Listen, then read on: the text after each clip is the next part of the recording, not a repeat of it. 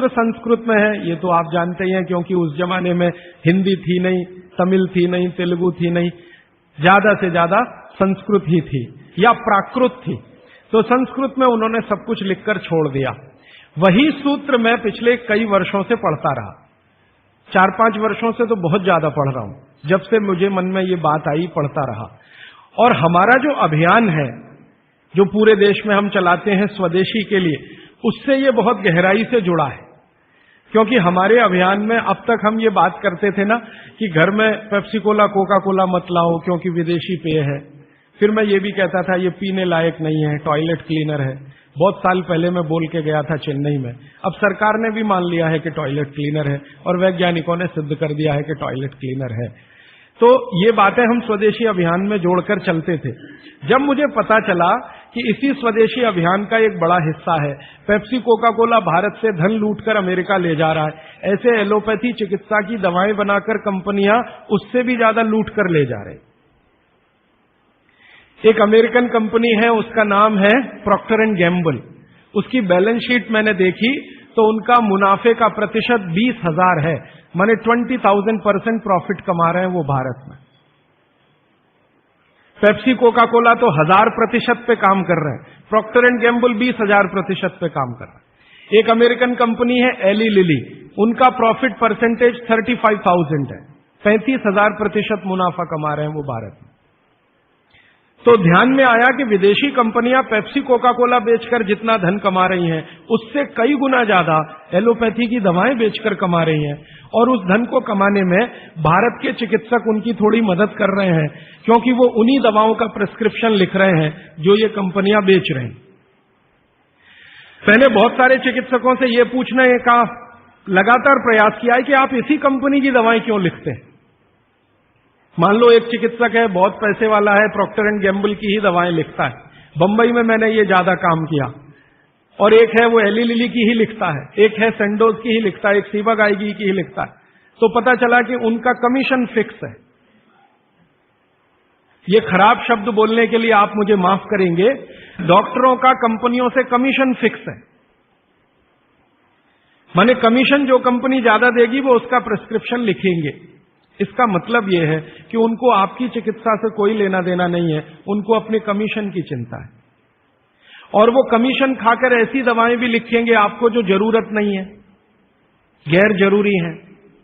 अक्सर आपने देखा है कि एक साथ कोई डॉक्टर का प्रिस्क्रिप्शन है, 18-20 गोलियां लिखी हुई हैं, 4 सुबह 4 दोपहर 4 शाम 4 रात, गोलियां ऐसे खिलाते हैं जैसे सब्जियां खाएं हम। और वो तो कहते हैं कि सब्जी वब्जी खाओ ही मत, गोलियां ही खाते रहो। हाँ, विटामिन बी के लिए भी गोली खा लो, विटामिन सी के लिए भी गोली खा लो, विटामिन ए के लिए भी गोली खा लो, और गोली से भी ज्यादा इंजेक्शन लगवा लो। और अब तो उन्होंने पता नहीं क्या क्या सब बना दिया। माने जो प्रकृति हमें दे रही है उसके चक्कर में न फंस के ये गोलियों के चक्कर में फंसो, ताकि कंपनी का माल बिके, ताकि उनका भी कमीशन बढ़े। ये पूरे देश में चल रहा है, कहीं ज्यादा कहीं कम। मैं आपको विनम्रतापूर्वक ये कहने आया कि जिस चिकित्सक को भगवान मानकर आप उसके पास जाते हैं, पैसे भी देते हैं, फीस भी देते हैं, लेकिन वो दवा आपको देता है कमीशन के आधार पर कि ज्यादा कमीशन है तो ये दवा लिखनी है, नहीं तो नहीं लिखनी। और भारत की सरकार बिल्कुल भी फेल हो चुकी है इस कमीशन खोरी को रोकने में। और मेडिकल काउंसिल ऑफ इंडिया के पास ऐसा कोई कार्यक्रम नहीं है कि डॉक्टरों की कमीशन खोरी पर वो कंट्रोल कर सके। जो शपथ लेकर डॉक्टर निकल रहे हैं उसके ठीक उल्टे काम वो अपने जीवन में कर रहे हैं। एक शपथ उनको दिलाई जाती है, वो शपथ लेकर निकलते हैं, उसमें बड़ी बड़ी बातें हैं, लेकिन जीवन ठीक उसका उल्टा है।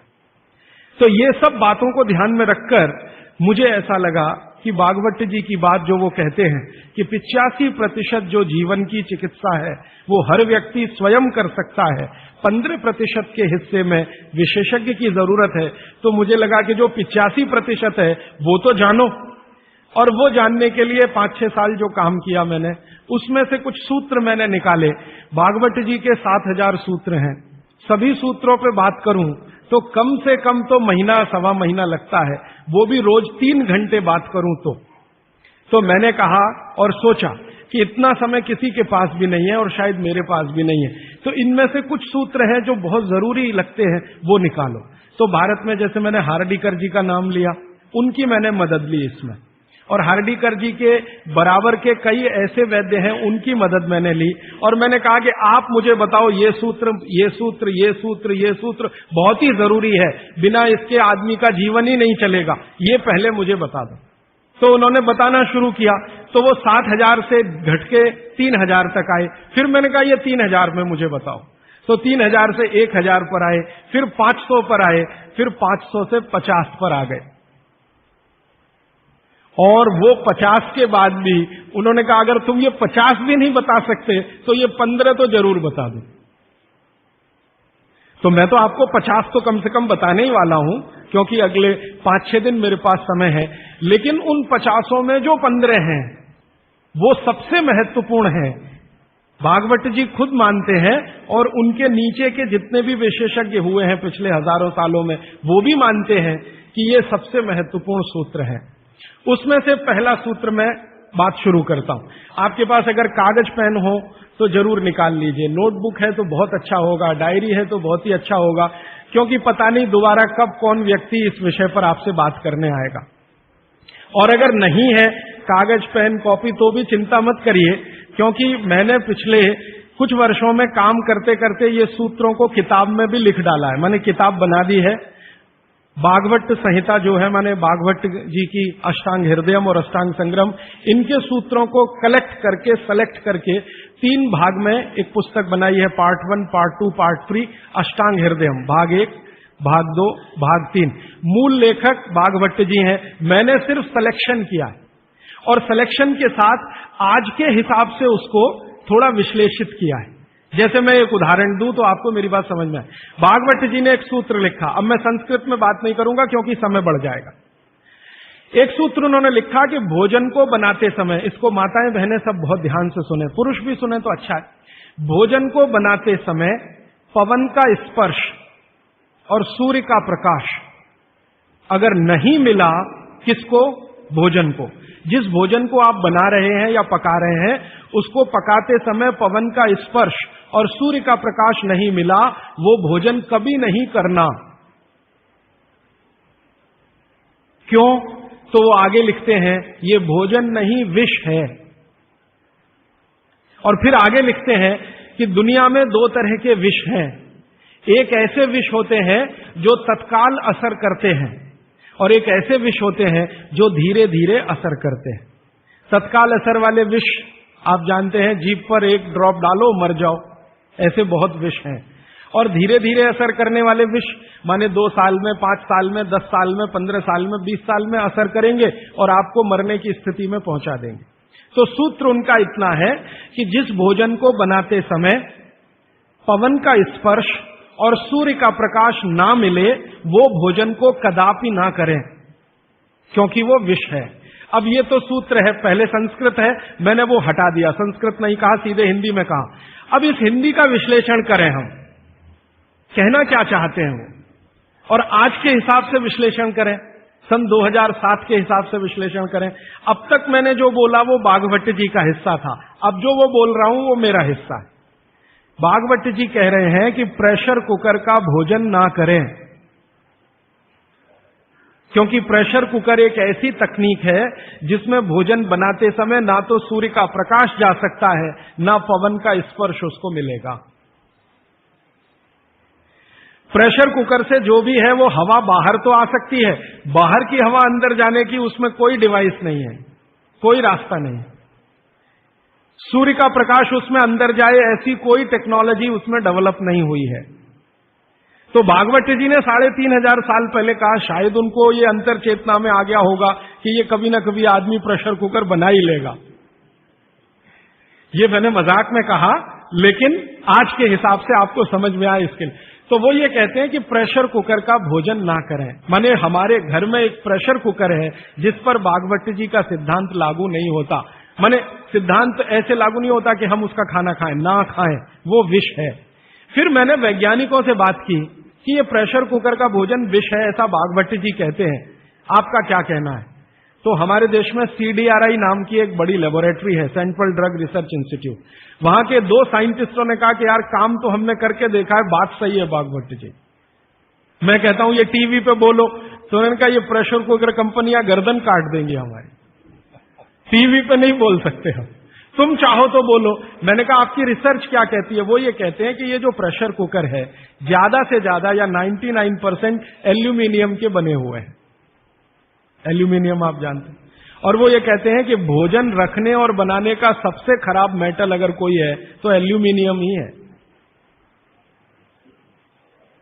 सबसे खराब मेटल जिसमें भोजन को आप रखें और भोजन को पकाएं वो एल्यूमिनियम ही है। और दोनों वैज्ञानिक, वो कहते हैं नाम नहीं लेना हमारा इसलिए मैं नहीं ले रहा हूं, वो ये कहते हैं कि हमारा 18 साल का रिसर्च ये कहता है कि अगर इस एल्यूमिनियम के प्रेशर कुकर का खाना बार बार आप खाते जाओ तो गारंटी है कि आपको डायबिटीज तो हो ही जाएगा, अर्थराइटिस तो हो ही जाएगा, ब्रोंकाइटिस भी होने की पूरी संभावना है और सबसे ज्यादा टीबी होने की संभावना है। अस्थमा, टीबी, ये सब होने की संभावना। मैं पूछा आपने अब तक कितनी बीमारियों को डिटेक्ट किया? तो उन्होंने कहा 48 बीमारियों को हम डिटेक्ट कर चुके हैं जो प्रेशर कुकर के खाने से ही होती हैं। और ये दोनों रिसर्चर सबसे ज्यादा इन्होंने रिसर्च किया जेलों में। जेल है ना हमारी, वहां सभी कैदियों को एल्यूमिनियम के बर्तन में ही खाना मिलता है, आप जानते हैं। तो ये दोनों वैज्ञानिक लखनऊ के हैं। लखनऊ की जेल में, लखनऊ के आसपास की जेलों में इन्होंने बहुत काम किया। वो जेलों में जाते हैं और जो कैदी एल्यूमिनियम के बर्तनों में खाना खाते हैं उनके ऊपर उन्होंने बहुत काम किया। और उन्होंने कहा सबका जीवन कम होता है और जीवन की शक्ति कम होती है, प्रतिकारक शक्ति कम होती है और रोग बहुत जल्दी उनको आते हैं। बाद में मैंने एक छोटा सा काम इसमें ऐड किया। वो वैज्ञानिकों से रिपोर्ट लेने के बाद मैंने ये तय किया कि पता करो कि ये एल्यूमिनियम कब से आया, क्योंकि ये ज्यादा पुरानी चीज नहीं है। तो पता चला 100-125 साल पहले आया। 100-125 साल पहले अंग्रेजों की सरकार थी। अंग्रेजों की सरकार के वैज्ञानिकों ने एल्यूमिनियम को हिंदुस्तान में इंट्रोड्यूस कराया। और आपको सुनकर हैरानी होगी कि अंग्रेजों की सरकार का जो पहला नोटिफिकेशन आया एल्यूमिनियम के बर्तन बनाने का, वो जेल के कैदियों के लिए ही आया। और उनका यह तय हुआ था कि जेल के कैदियों को एल्यूमिनियम के बर्तनों में ही भोजन दिया जाए, क्योंकि ये सब भारत के क्रांतिकारी हैं और अंग्रेजों को इन्हें मारना है। उस जमाने में आप जानते हैं जेल में कोई भी होता था तो वो क्रांतिकारी होता था। भगत सिंह हो या उधम सिंह, चंद्रशेखर हो या अशफाक उल्ला, राजेंद्र नाथ लाहिड़ी हो या ठाकुर रोशन सिंह, ये सब तो क्रांतिकारी थे जो जेलों में जाया करते थे अंग्रेजों के जमाने। इनको जानबूझकर एल्यूमिनियम के बर्तन में ही खाना देना है ताकि ये जल्दी मरे या मरने की स्थिति में आ जाए। तो समझबूझकर अंग्रेजों की सरकार ने एल्यूमिनियम के बर्तन इस देश में इंट्रोड्यूस किए। अब परिणाम क्या हुआ? अंग्रेज तो चले गए, लेकिन जेलों में आज भी ये नियम चल रहा है कि भोजन एल्यूमिनियम के बर्तनों में ही दिया जाएगा। अंग्रेज चले गए फिर भी ये काम चल रहा है। और अब मुश्किल ये हो गई है कि वो जेलों से हमारे घर में आ गया और हमारे घरों से ज्यादा गरीबों के घर में आ गया। ज्यादा गरीब लोगों के भोजन तो सारे एल्यूमिनियम के बर्तनों में ही बन रहे हैं और वो बेचारे बिना जाने बूझे ट्यूबरकुलोसिस और अस्थमा जैसी बीमारियों के शिकार हो रहे हैं। तो भागवत जी का सूत्र तो बहुत सरल है, सिंपल है कि जो भोजन को बनाते समय सूर्य का प्रकाश या पवन का स्पर्श ना मिले वो भोजन कभी नहीं करना। मैंने उदाहरण के लिए आपको समझा दिया कि प्रेशर कुकर का भोजन नहीं करना क्योंकि ये जहर है। एक और चीज है अपने घर में, रेफ्रिजरेटर। रेफ्रिजरेटर भी एक ऐसी वस्तु है, एक ऐसी डिवाइस है, एक ऐसी टेक्नोलॉजी है जिसमें सूर्य का प्रकाश नहीं जा सकता, पवन का स्पर्श भी नहीं हो सकता। और एक तीसरी चीज है अपने घर में, माइक्रोवेव ओवन। इसमें भी सूर्य का प्रकाश नहीं जा सकता, पवन का स्पर्श नहीं हो सकता। मतलब सीधा सा ये है कि आधुनिक तकनीकी से बनी हुई चीजें जो हमारे घरों में आई हैं पिछले 15-20 वर्षों में, भागवत जी के अनुसार इनमें रखा हुआ पकाया हुआ भोजन विष है, तो ना करें। नहीं तो क्या होगा? आप कहेंगे जी हम तो करेंगे, हम तो छोड़ नहीं सकते प्रेशर कुकर को, हम तो छोड़ नहीं सकते रेफ्रिजरेटर को, हम तो छोड़ नहीं सकते माइक्रोवेव ओवन को, क्योंकि इसमें भोजन से समय बचता है। मेरा बहुत सारी माताओं और बहनों से तर्क हुआ है, वो ये कहते हैं कुकर में खाना बनाने से समय बचता है। तो मैं उनसे पूछता हूं ठीक है समय बचता है, तो बचे हुए समय का क्या करती हैं?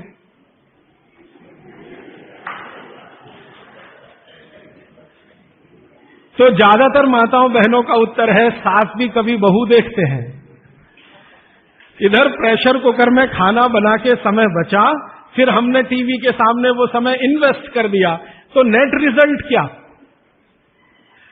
और फिर मैं जब उनको समझाता हूं कि ये जो आपने आधा घंटा या 1 घंटा समय बचाया भोजन पकाने में, ये आपका घंटों घंटों हॉस्पिटल में खराब कराएगा। तब 2 घंटे रोज के हिसाब से मान लो बचा लिया, और साल भर में आपने 700-800 घंटे बचा लिए, कल्पना करो।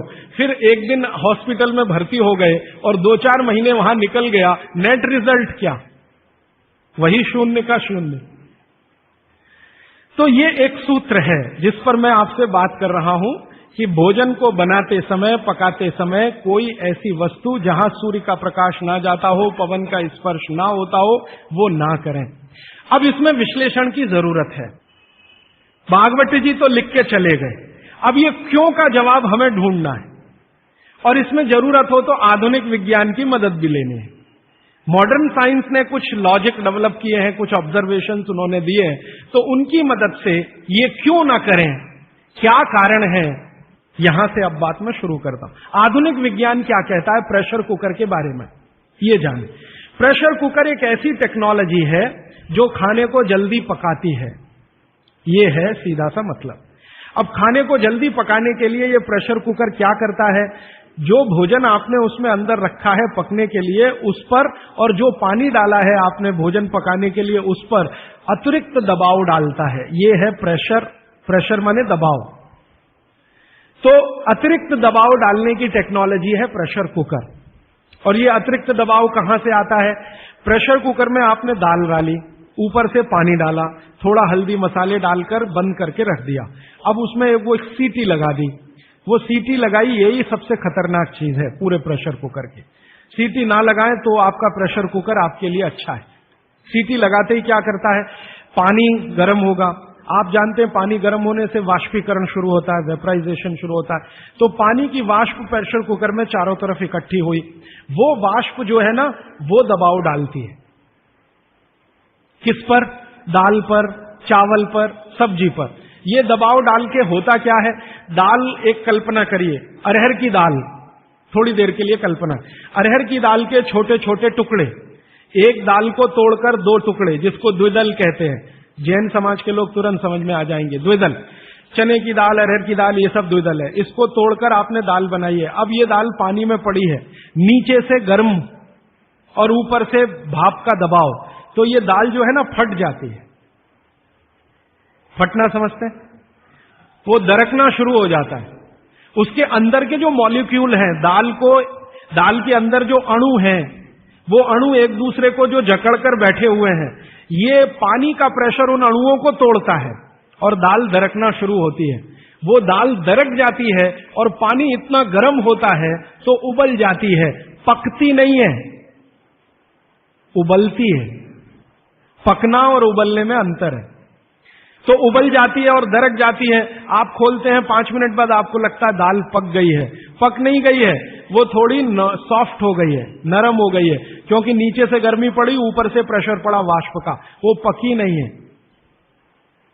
उबल गई है और उसका सॉफ्टनेस बढ़ गई है। तो आपने खा लिया तो आपने कहा पकी हुई दाल खा ली। माफ करिए, दाल पकी हुई नहीं है। फिर आप बोलेंगे जी पकी हुई दाल और इस दाल में क्या अंतर है? पकी हुई दाल का आयुर्वेद में एक सिद्धांत है। आयुर्वेद में वैसे सभी सिद्धांत हैं, उसमें से एक मैं आपसे बता रहा हूं।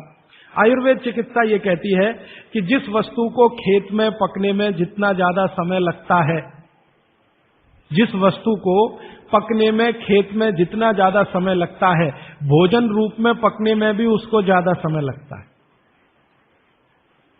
अब अरहर की दाल की बात करें, आप में से थोड़ा भी गांव से जुड़ा हुआ कोई व्यक्ति होगा तो आप जानते हैं अरहर की दाल को खेत में पकने में कम से कम 7 से 8 महीने लगता है।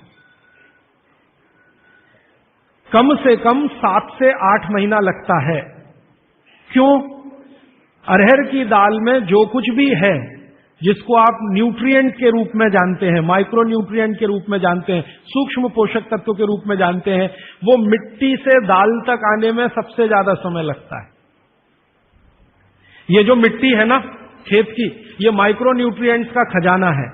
खेत की मिट्टी में कैल्शियम है, खेत की मिट्टी में आयरन है, खेत की मिट्टी में सिलिकॉन है, कोबाल्ट है, जिप्टन है, जोरोन है, ये सब माइक्रो न्यूट्रिएंट्स खेत की मिट्टी में है। ये पौधे की जड़ में आते हैं, जड़ से तने में आते हैं, तने से फल में आते हैं। इस पूरी क्रिया में बहुत समय लगता है, तो इसलिए दाल को पकने में समय लगता है।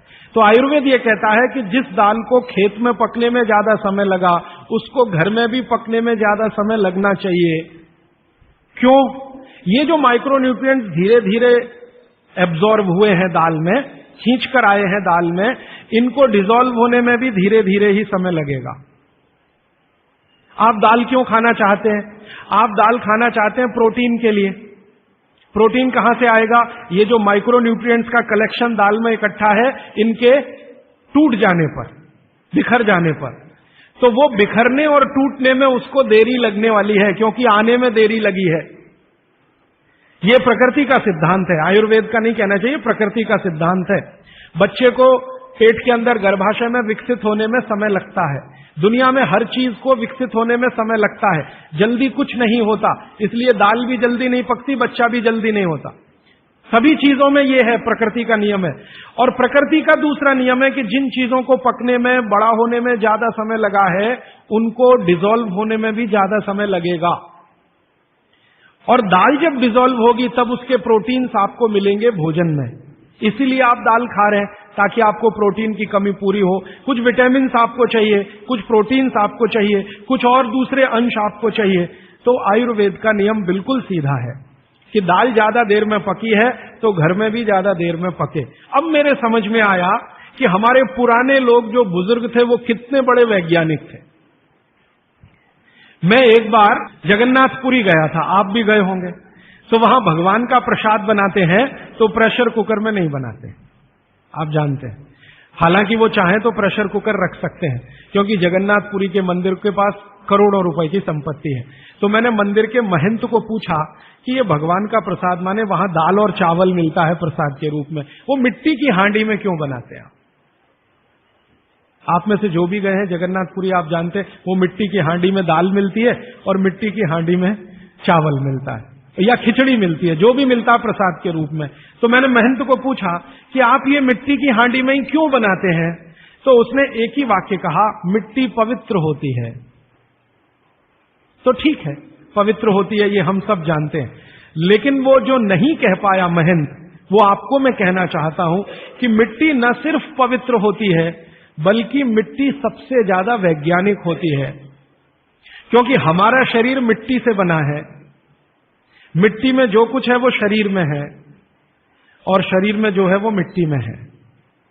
हम जब मरते हैं ना और शरीर को जला देते हैं तो 20 ग्राम मिट्टी में बदल जाता है पूरा शरीर। 70 किलो का शरीर, 80 किलो का शरीर मात्र 20 ग्राम मिट्टी में बदल जाता है, जिसको राख कहते हैं। और इस राख का मैंने विश्लेषण करवाया एक लेबोरेटरी में, तो उसमें कैल्शियम निकलता है, फास्फोरस निकलता है, आयरन निकलता है, जिंक निकलता है, सल्फर निकलता है, 18 माइक्रो न्यूट्रिएंट्स निकलते हैं मरे हुए आदमी की राख में। ये सब वही माइक्रो न्यूट्रिएंट्स हैं जो मिट्टी में है।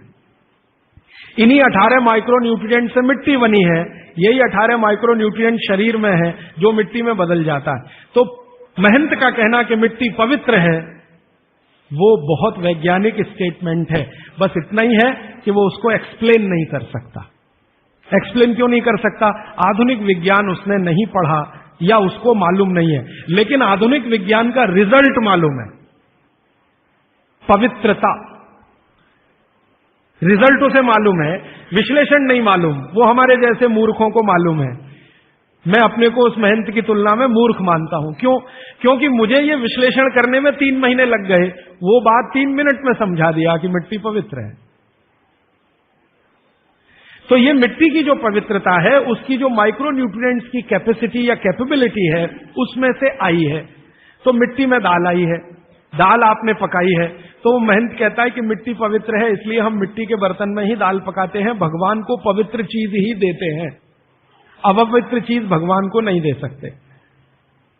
अच्छा, मैं वो दाल ले आया और भुवनेश्वर लेके गया, पुरी से भुवनेश्वर। भुवनेश्वर में CSIR का एक लेबोरेटरी है, council of science and industrial research का लेबोरेटरी है, जिसको रीजनल रिसर्च लेबोरेटरी कहते हैं। तो वहां ले गया, कुछ वैज्ञानिकों से कहा ये दाल है, उन्होंने कहा हाँ हाँ ये पुरी की दाल है। मैंने कहा इसका विश्लेषण करना है, इस दाल में क्या है। तो उन्होंने कहा यार ये तो बड़ा मुश्किल काम है, 6-8 महीने लगेगा। मैंने कहा ठीक है फिर भी। तो उन्होंने कहा हमारे पास पूरे इंस्ट्रूमेंट नहीं है, हमारे पास जो जो चाहिए वो नहीं है, आप दिल्ली ले जाओ तो बेहतर है। तो मैंने कहा दिल्ली ले गया तो खराब तो नहीं होगी? उन्होंने कहा नहीं होगी, क्योंकि ये मिट्टी में बनी है। तो पहली बार मुझे समझ में आया मिट्टी में बनी है तो खराब नहीं होगी। तो मैं ले गया दिल्ली तक, सच में ले गया। और भुवनेश्वर से दिल्ली पहुंचने में आप जानते हैं करीब करीब 36 घंटे से ज्यादा लगता है। दिल्ली में दिया, कुछ वैज्ञानिकों ने उस पर काम किया और उनका जो रिजल्ट है, जो रिसर्च है, जो रिपोर्ट है, वो ये है कि इस दाल में एक भी माइक्रो न्यूट्रिएंट कम नहीं हुआ पकाने के बाद भी। इस दाल में एक भी माइक्रो न्यूट्रिएंट कम नहीं हुआ पकाने के बाद भी। फिर मैंने उन्हीं वैज्ञानिकों को कहा कि भैया प्रेशर कुकर की दाल का भी जरा देख लो। तो उन्होंने कहा ठीक है वो भी देख लेते हैं। तो प्रेशर कुकर की दाल को जब उन्होंने रिसर्च करके देखा तो उन्होंने कहा इसमें माइक्रो न्यूट्रिएंट्स बहुत ही कम है। मैं पूछा परसेंटेज वाइज बता दो। तो उन्होंने कहा अगर अरहर की दाल को मिट्टी की हांडी में पकाओ और 100% माइक्रो न्यूट्रिएंट्स हैं तो कुकर में पकाने में 13% ही बचते हैं, 87% नष्ट हो गए। मैं पूछा कैसे नष्ट हुए? तो उन्होंने कहा ये जो प्रेशर पड़ा है ऊपर से और इसने दाल को पकने नहीं दिया, तोड़ दिया, मॉलिक्यूल्स टूट गए हैं, तो दाल तो बिखर गई है, पकी नहीं है, बिखर गई है, सॉफ्ट हो गई है। तो खाने में हमको ऐसा लग रहा है कि ये पका हुआ खा रहे हैं, लेकिन वास्तव में वो नहीं है। पके हुए से मतलब ये होता है कि जो माइक्रो न्यूट्रिएंट्स आपको कच्चे रूप में शरीर को उपयोग नहीं आते, उनको आप उपयोगी बना लें, इसको पका हुआ कहते हैं आयुर्वेद में। जो सूक्ष्म पोषक तत्व कच्ची अरहर की दाल खाने में शरीर को उपयोगी नहीं आएंगे, वो उपयोगी आने लायक बनाए, उसको पका हुआ कहा जाता है या कहेंगे। तो उन्होंने कहा कि ये मिट्टी की हांडी की दाल बहुत बहुत क्वालिटी में ऊंची है, बशर्ते कि आपके प्रेशर कुकर की। और दूसरी बात तो आप सभी जानते हैं, वो मुझे सिर्फ रिपीट करनी है कि मिट्टी की हांडी की बनाई हुई दाल को खा लीजिए तो जो उसका स्वाद है वो जिंदगी भर नहीं भूलेंगे आप। इसका मतलब क्या है? भारत में चिकित्सा का और शास्त्र पाक कला का ऐसा विज्ञान विकसित हुआ है जहां क्वालिटी भी मेंटेन रहेगी और स्वाद भी मेंटेन रहेगा। तो मिट्टी की हांडी में बनाई हुई दाल को खाएं तो स्वाद बहुत अच्छा है और शरीर की पोषकता उसकी इतनी जबरदस्त है कि दाल का सही खाने का मतलब उसमें है। तब मैंने गांव गांव घूमता रहता हूं तो पूछना शुरू किया, तो बोलते हैं लोग कि ज्यादा नहीं 30-40 साल पहले सब घर में मिट्टी की हांडी की दाल थी। मेरी दादी को पूछा तो दादी कहती है कि हम तो जिंदगी भर मिट्टी की दाल ही खाते रहे। तब मेरे समझ में आया कि मेरी दादी को डायबिटीज क्यों नहीं हुआ। तब मुझे समझ में आया उसको घुटने का दर्द क्यों नहीं हुआ। तब मुझे समझ में आया उसके 3200 दांत मरने के दिन तक सुरक्षित थे, क्योंकि हमने उसका अंतिम संस्कार किया। अगले दिन जब राखी लेने गए तो सारे दांत उसके 32 के 32 निकले। तब मेरे समझ में आया कि 94 साल की उम्र तक मरते समय चश्मा क्यों नहीं लगा उसकी आंखों पे, और जीवन के आखिरी दिन तक अपने कपड़े खुद अपने हाथ से धोते हुए मरी थी। ये कारण है कि शरीर को आवश्यक माइक्रो न्यूट्रिएंट्स की पूर्ति अगर नियमित रूप से होती रहे तो आपका शरीर ज्यादा दिनों तक बिना किसी दूसरे की मदद के काम करता है। तो माइक्रो न्यूट्रिएंट्स पूरा सप्लाई मिला दाल में, जो खाई थी उसने मिट्टी की हांडी में पका पका के। और न सिर्फ दाल पकाती थी वो मिट्टी की हांडी में, बल्कि दूध भी मिट्टी की हांडी में पकाती थी, घी भी मिट्टी की हांडी से ही निकालती थी, दही का मट्ठा भी मिट्टी की हांडी में ही बनता था। अब मेरे समझ में आया कि हजारों साल से मिट्टी के बर्तन क्यों इस देश में आए। हम भी एल्यूमिनियम बना सकते थे, देखिए, बात मैं आपसे कहने जा रहा हूं वो ये कि हिंदुस्तान भी 2000 साल पहले, 5000 साल पहले एल्यूमिनियम बना सकता था, क्योंकि एल्यूमिनियम का रॉ मटेरियल इस देश में भरपूर मात्रा में है। बॉक्साइट, हिंदुस्तान में बॉक्साइट के खजाने भरे पड़े हैं। कर्नाटक बहुत बड़ा भंडार, तमिलनाडु